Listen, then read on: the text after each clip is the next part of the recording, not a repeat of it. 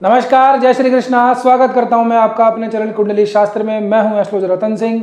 धनु राशि हो, धनु लग्न हो, दोनों के लिए ही ये आने वाला जो महीना है, ये अगस्त का जो महीना है, बड़े परिवर्तन लेके आ रहा है। कुछ मामलों में यूं है कि मुसीबत थोड़ी सी बढ़ने वाली है, लेकिन ये मान के चलिए कि इस मुसीबतों का, इन परेशानियों का ये लगभग अंतिम पड़ाव है। यानी कि धैर्य रखना है। इस महीने के आधे निकलने के बाद में चीज़ें आपके हित में हो जाएंगी, होना प्रारंभ हो जाएगी, लेकिन अभी के लिए थोड़ा धैर्य रखिए। मैं जानता हूं कि आप लोगों की शनि की ढैया चल रही है, राशि वालों पे बड़ी सारी परेशानियां चल रही हैं, लेकिन धैर्य रखने के अलावा और किया भी क्या जा सकता है ना। तो आप लोगों के लिए कुछ सीधी सीधी बातें मैं सबसे पहले कर लेता हूं कि धैर्य क्यों रखना है, मुसीबत कहां पे आने वाली है। देखिए, हमारा डराने का कोई भी उद्देश्य नहीं होता। कुछ चीज़ों के प्रति आपको सावधान सावचेत करना हमारा उद्देश्य है, और ज्योतिष का यही उद्देश्य है कि मार्गदर्शन किया जाए। सिर्फ चिकनी चुपड़ी बातें करके आपको गुमराह करने का कोई उद्देश्य नहीं है। आप अगर कुछ सावधानी रख पाते हैं तो हमारा उद्देश्य पूर्ण होता है कि कहीं ना कहीं किसी न किसी परेशानी से आप लोग बच पाए या उसको कम कर पाए। समस्या क्या है? सीधा स्पष्ट साफ साफ दिखाई दे रहा है कि आपके जो केंद्राधिपति हैं, केंद्राधिपति दो ही ग्रह बनते हैं धनु राशि वालों के लिए, धनु लग्न वालों के लिए। कौन? या तो गुरु बनेंगे या फिर बुध बनेंगे। इन केंद्राधिपतियों का योग हो रहा है 8वें भाव के अंदर। एक तो आपके लग्नेश, आपकी राशि से उच्च के तो चल रहे हैं, लेकिन कि आपकी किसी काम के नहीं है। कहते हैं कि अंगूर खट्टे हैं, है ना, कि 8वें भाव के अंदर गुरु उच्च के हैं, लेकिन भाव 8वां है, क्या किया जाए। फिर ऊपर से अब बुध भी यहीं पर ट्रांसफर कर रहे हैं, तो पूरे केंद्र के जो स्वामी हैं वो 8वें भाव में जा रहे हैं। क्या परिणाम होगा? 8वें भाव बड़ी आकस्मिकताओं का भाव है। तो ऐसे समय में आप लोगों को अपने व्यक्तित्व पे, अपनी पूंजी, संपत्ति, सुख, अपने व्यवसाय, अपने दाम्पत्य, अपना करियर, इन सभी का ध्यान रखना चाहिए। इस कोड में खाज का काम जो कर रहे हैं वो शुक्र कर रहे हैं। 1 अगस्त आएगी, शुक्र कन्या राशि के अंदर प्रवेश करेंगे। यूं तो इसके मित्र की राशि है, लेकिन कन्या राशि में शुक्र नीच के हो जाते हैं, और प्रारंभिक चरण में तो अभी कोई नीच भंग भी नहीं होता है। कर्म भाव के अंदर शुक्र आकर के नीच के होंगे तो अपने वर्किंग प्लेस पे चीज़ों को थोड़ा सा डिस्टर्ब करते हुए दिखाई देते हैं। आपकी जो अपेक्षाएं हैं अपने कोलीग से, अपने सीनियर से, अपने जूनियर से, वो पूरी होती हुई नहीं दिखाई देती हैं। किसी अपोजिट जेंडर के, अपोजिट जेंडर आप समझते हैं, यदि आप मेल हैं तो फीमेल, और अगर आप फीमेल हैं तो मेल, उनकी वजह से आपको थोड़ी सी परेशानी आ सकती है। वो आपसे कुछ ऐसा अपेक्षित व्यवहार रख सकते हैं जिसकी आपने विचार भी नहीं किए होंगे। ठीक है, तो अपने वर्किंग प्लेस के ऊपर थोड़ा सावधानी रखिएगा। काम थोड़े से डिले हो सकते हैं, अटक सकते हैं। धैर्य बना के रखिएगा, समय बदलेगा, इसी महीने में बदलेगा। ठीक है ना, तो शांति से सुनते चले जाइए, आपको आखिर के अंदर आकर के थोड़ी सी राहत जरूर मिलेगी। शुक्र शनि से समसप्तक हो रखे हैं, शनि की दृष्टि भी है, शुक्र यहाँ पे नीच के हैं। तो कुल मिला के बात यही, जैसे मैंने कहा, विलंब है कामों के अंदर, थोड़ा सा डिले है। इन तमाम चीज़ों का आपके ऊपर पूरे महीने भर प्रभाव रहेगा। शुक्र यहीं पे रहेंगे, लेकिन चीज़ें बदलेंगे, आगे बढ़ेंगे। तारीख आएगी 2। देखिए, कहीं ना कहीं भगवान साथ तो देता है, कुछ ना कुछ चीज़ों को सपोर्ट में लाता ही है। आपके लिए जो आपके पंचमेश बनते हैं, मूल त्रिकोण के जो स्वामी हैं, वो मंगल बनते हैं। मंगल अब 6ठे भाव से प्रवास करके समसप्तक हो जाएंगे आपकी राशि के ऊपर। मंगल का ये जो प्रवास है, ये आपको बहुत बड़ा सपोर्ट में देने जा रहा है।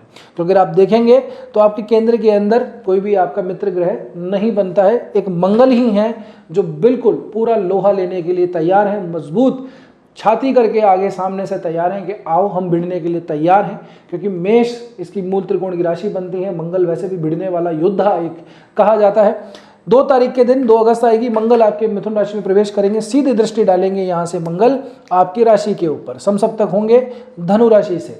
तो आपके ऊपर वो ऊर्जा, वो साहस, वो सब तमाम चीज़ें आपको बल देंगी कि डरना नहीं है, घबराना नहीं है, समय निकल जाएगा। ठीक है, 2-4 मुसीबतों से हो जाएंगे तो क्या फर्क पड़ता है। गिरते हैं घुड़सवार ही मैदान जंग में, वो क्या गिरे जो घुटनों के बल चले। तो वो कहानी मंगल आपके साथ में जरूर रचने जा रहा है। मंगल की दृष्टियों की बात करो तो करियर भाव के ऊपर, शुक्र के ऊपर दृष्टि पड़ती है। तो ये मंगल की दृष्टि यहाँ पे आपके लिए शुक्र से संबंधित जो इम्पैक्ट है, जो ऑफिस पॉलिटिक्स है, जो कुछ चीज़ें खराब करने के लिए लोग तत्पर हैं, वहाँ पे संभालने के लिए मंगल आ जाएंगे। 8वीं दृष्टि आपके धन भाव के ऊपर, द्वितीय भाव के ऊपर पड़ेगी, तो यहाँ से भी आपको धन से संबंधित हानि से मंगल बचा लेंगे। आगे बढ़ेंगे, यहाँ पे स्थिति थोड़ी सी अलग हो जाएगी। 2 अगस्त से लेकर के 5 अगस्त तक यहाँ पे तो बुध भी रहेंगे। अब बुध 5 अगस्त को यहाँ से ट्रांसफर करेंगे और आपके पहुँच जाएंगे 8वें भाव के अंदर। गुरु है, सूर्य है, बुध है, 3 शुभ ग्रह, मतलब अच्छे ग्रह हैं होने को तो, लेकिन भी भाव थोड़ा ठीक नहीं है। अब यहाँ पे जो आपके लिए बुध है, किन लोगों के लिए थोड़े से ठीक हो सकते हैं, जिन लोगों का कुछ ऐसा काम है ना जो रिसर्च एंड डेवलपमेंट से रिलेट करता हुआ है, जो लोग अपनी गहरी जो सोच है उसके जो कर्तव्य है वो पालन करते हैं, यानी कि किसी रिसर्च डेवलपमेंट, किसी साइंस ऑर्गेनाइजेशन, किसी ऐसे काम के अंदर है जहाँ पे आपकी स्पेशलिटी काम में आती है, उन लोगों के लिए तो फिर भी ये स्थिति थोड़ी सी ठीक है ना। इसके अलावा जो लोग ऐसे हैं कि फॉरेन वगैरह में सेटल होना चाहते हैं, फॉरेन उनका आना जाना लगा रहता है ना, वहाँ से संबंधित जो काम है, कोई व्यापार है, एक्सपोर्ट है, इम्पोर्ट है, तो ऐसे लोगों के लिए भी ये युति थोड़ी बहुत लाभदायक होती हुई दिखाई देती है, क्योंकि 6ठे 12वें का संबंध बनता है नवम पंचम का, तो इस तरीके से चीज़ें ठीक है, गुरु की भी दृष्टि पड़ती है। तमाम चीज़ों का यही अर्थ है कि एक्सपोर्ट इम्पोर्ट से रिलेट करता हुआ, फॉरेन सेटलमेंट से रिलेट करता हुआ ये स्थिति आप लोगों के लिए हित में रहेगी। ठीक है, अब यहाँ पे 22 अगस्त तक बुध रहेंगे। ठीक, इसके बाद में बुध आगे बढ़ जाएंगे, चीज़ें आपके हित में आ जाएंगी, इसलिए मैंने कहा धैर्य रखिए, चीज़ें थोड़ी ठीक हो जाएंगी। आगे बढ़ते हैं। अब वो स्थिति आ जाएगी जहाँ पे आप लोगों को बड़े समय से प्रतीक्षा है। मैं क्योंकि वीक हम वीडियो बनाते हैं, तो जो हमारे रेगुलर वीडियो हैं वो जानते हैं कि हम किस तरह से आगे बढ़ रहे हैं। मैंने हर बार यही कहता हूँ कि शांति रखिए, धैर्य रखिए, समय आएगा, आपका भी बदलेगा, और यही वो समय अब आगे बढ़ जाएगा। 17 अगस्त का समय आएगा। 17 अगस्त के दिन ये जो सूर्य नारायण भगवान हैं, जो आपके पंचमेश बनते हैं, ये पंचमेश अपनी राशि में आएंगे, राजा अपने घर को लौट आएंगे। पूरे 12 महीने के अंदर 1 महीने ये अपनी राशि के अंदर प्रवास करते हैं। यहाँ पे आकर के चीज़ें अब आपके हित में आना शुरू होगी 17 अगस्त के बाद में। अपने मूल जो आपका भाग्य भाव है, त्रिकोण भाव है, यहाँ पे किसी ग्रह का बैठना ये आपके लिए सबसे उत्तम है। यहाँ से भाग्य वृद्धि आगे स्टार्ट होती है, क्योंकि शनि के ढैया परेशान है, बहुत तरह की चीज़ें परेशानी कर रही हैं, लेकिन जब अब भाग्य का साथ मिलेगा, सूर्य का साथ मिलेगा, तो ज़रूर आपके हित में काम होंगे। ठीक है ना। जस्ट इसके 5 दिन बाद में ही यही बुध आगे चलेंगे और बुधादित्य योग बनाएंगे पंचम भाव के अंदर, नवम भाव के अंदर। तो बुधादित्य योग भी बनेगा, साथ ही के अंदर आपके केंद्राधिपति जो हैं ये आकर के भाग्य में बैठेंगे। क्या तात्पर्य इस बात का कि आपके करियर के अंदर, आपके बिजनेस के अंदर उन्नति होगी, समृद्धि होगी। जो चीज़ें रुकी हुई हैं, जो अटकी हुई हैं, जो आकस्मिक चीज़ें अचानक से आ जाती हैं, काम करने कहीं पे जाते हैं, कहीं पे फाइल लगाई, कुछ भी किया और 70 तरह की अड़चनें बीच में आ गई, ऐसा लगता है कि अब तो काम होना बहुत ज़्यादा मुश्किल हो गया। 2 दिन का 5 दिन का काम लगता है और वो महीने भर लगे जा रहा है, वो ऊर्जा एक ही जगह पे खर्च हुए जा रही है। ऐसी व्यवस्थाएं, ऐसी परिस्थितियों से आप 2-4 हो रहे होंगे, तो इस महीने के मध्य के बाद में चीज़ें आपके अनुकूल हो जाएंगी। ठीक है ना। यहीं से जो गुरु हैं ये 17 अगस्त के आसपास ही ये भी नक्षत्र बदलेंगे, आश्लेषा नक्षत्र में आएंगे। आश्लेषा नक्षत्र बुध का ही नक्षत्र बनता है, जो कि आपके केंद्राधिपति हैं।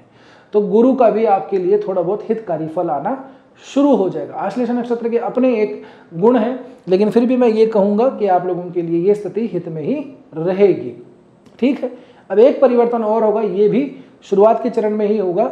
2 अगस्त के दिन सब चीज़ें होने के अलावा राहु भी धनिष्ठा नक्षत्र में प्रवेश करेंगे। ये धनिष्ठा नक्षत्र मंगल का नक्षत्र है, बड़ा धनदायी नक्षत्र है। राहु आप लोगों के लिए 3रे भाव के अंदर बैठा हुआ अकेला है कुंभ राशि के अंदर, क्योंकि मंगल अभी आने वाले 40 दिनों तक लगभग ये आपके 7वें भाव में रहेंगे, नवम पंचम का संबंध बना रहे हैं, सीधी दृष्टि आ रही है। तो व्यापार से संबंधित तो आप लोगों के समय पर लाभ दिखाई देता है और बड़ा लाभ दिखाई देता है। तो कोई अपॉर्चुनिटी आती है तो ज़रूर से उसको कैच कर लीजिएगा, पकड़ लीजिएगा।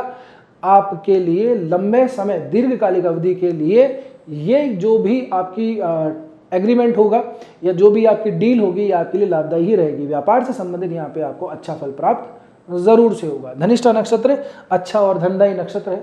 भले ही राहु इसके अंदर चल रहे हो तो क्या हुआ, लेकिन आपके लिए जो मूल त्रिकोण के स्वामी बनते हैं वो मंगल बनते हैं। मंगल इसके स्वामी बनते हैं नक्षत्र के, और आपके लिए सही दिशा में गोचर कर रहे हैं। तो आपके लिए ये तो चीज़ें यहाँ से राहत भरी आने वाली है। तो इसलिए मैंने आप लोगों को कहा कि मुसीबतें थोड़ी बढ़ने तो वाली हैं, क्योंकि दिख रहा है कि केंद्र के स्वामी सीधे सीधे जाएंगे, लेकिन 15-16 तारीख के बाद में चीज़ें आपके हित में आ जाएंगी। और इस महीने के आखिर तक आते आते आपके लिए चीज़ें काफ़ी कुछ कंफर्टेबल पोजीशन में हो जाएंगी। इसके बाद शुक्र भी आगे बढ़ेंगे। देखिएगा जैसे समय जब बदलता है ना, तो इतने अच्छे तरीके से बदलता है कि सब कुछ चीज़ें जो हमारे प्रतिकूल है वो सब हमारे अनुकूल होने लगी। भाग्य का स्वामी भाग्य में चला जाएगा, साथ ही के अंदर बुध भी आगे ट्रांजिट करेंगे तो दशम का स्वामी दशम में जाएगा। इतना समय निकलेगा कि शुक्र आगे बढ़ जाएंगे, लाभ का स्वामी लाभ में जाएंगे। ये इतनी गजब की राजयोग की स्थिति आप लोगों के लिए आएगी अगले महीने के अंदर, यानी कि सितंबर के महीने के अंदर, कि आप लोगों की सारी भी परेशानियां है ना उन सबको एक बार के लिए भूल जाओगे। नवम दशम एकादश इन तीनों के स्वामी अपनी अपने स्थान पे अपनी अपनी राशियों में बैठे होंगे। ये इतना जबरदस्त राजयोग होता है कि बहुत बहुत बिरले ही ये लोगों को प्राप्त होता है, ठीक है ना। लेकिन अभी के लिए शांति रखिए, धैर्य रखिए, चीजें बदल जाएंगी। अब एक और बात, आपकी राशि आपका लग्न कहाँ पर है, कौन से ग्रह बैठे हैं, किस ग्रह की दशा अंतर्दशा चल रही है, अलग अलग डिविजनल चार्ट्स के अंदर ग्रहों की क्या स्थितियां हैं, इन तमाम चीज़ों के बाद में ही हम किसी सटीक निर्णय पे पहुंच पाते हैं। क्या समस्या आपकी है, उसके लिए क्या उपाय करना चाहिए।